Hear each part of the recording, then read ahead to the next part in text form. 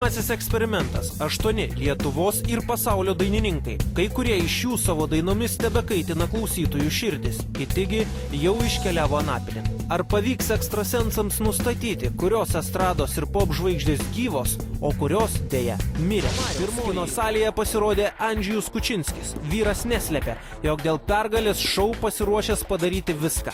Pastebėjome, jog prieš šį eksperimentą vyras itin jaudinosi. Man atėjo tokia mintis, kad jeigu žmogus mirėsi, tai mano kūno kairė ranka turi eiti už nugarą maždaug.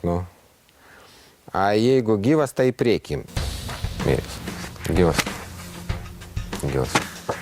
Ir taip 7 kartus iš eilės, iki tol, kol ekrane pasirodė Janinos Miščiukaitės fotografija. Vokas krenta į viršų. Net muzikos nėra. Tai reikia nuspręsti, ar čia dvasia krenta į viršų, ar čia žmogus gyvas. Pasakysiu, kad gyvas. Man reikia atsiskirti vieną pratimą nuo kito ir kad būtų koks nors atstumas ir švarus lapas gyva. Andžejus dar kartą įrodė, kad jis yra motyvuotas ir jį tenkins tik nugalėtojo laurai. Andžejus suklydo tik kartą.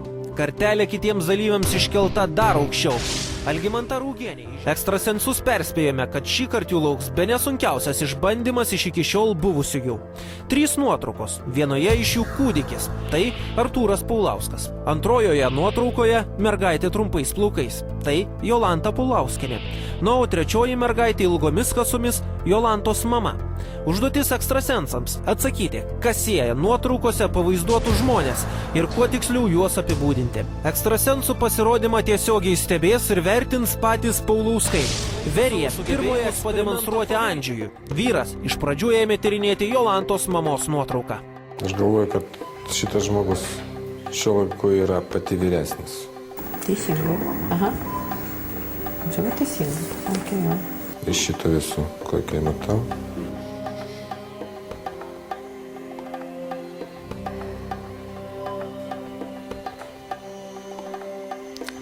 Jį turėjo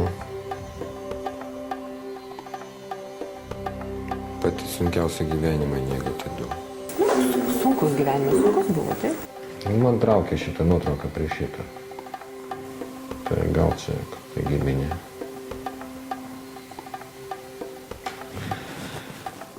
Šitą nuotrauką, aišku, kad yra jaunesnis šitas žmogus, tai gal čia mama, čia dukra. Atitinka. Čia teisingai pasakė. Čia teisingai jau. Nuo 30 iki 45, bet arčiau 45 gal. Šitai žmogus. Labai protinga moterį yra. Jau didelis laiko tarpas čia deda. Gal turi 2 vaikus, ar galėjo turėti 2 vaikus. Labai myli savo vyrą. Teisingai. Ir labai šita žmona labai padeda šitai žmogui. Va, matai, kaip gerai. Kol kas Andžejus iš Paulauskų susilaukė daugiausiai pagirimų. Vėlesni įvykiai parodė, kad vyras nesiruošia sustoti. Nuo jos spinduliuoja labai didelis energija, tai jis turi didelis gyvenimo patirties. Tai aš galėčiau pasakyti, kad socialinio planu jis gal ne šiandien, bet buvo laikas, kada turėjo labai didelį postą. Vadovauja, vienu žodžiu. Vadovauja ir čia, nežinau, gal valstybė. Valstybė kokia nors vadovas. Jeigu firma, tai labai didelė firma. Gaila, kad firmos neturėjo. Žmogus dar prižiūri savo kūną. Gal lanksto kokią sporto. Artūras Paulauskas niekuomet neslėpė, jog ne tik mėgsta futbolą, bet ir pats su kolegomis paspardo kamuolį. Išanalizavęs nuotraukoje, kurioje pavaizduotas Artūras, Andžejus ėmėsi Jolantos. Žmona labai gerai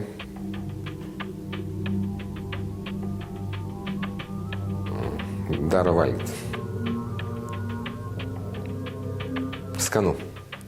Gali labai skanu pavalgyti ir jaučiu tokį fainą kvapą.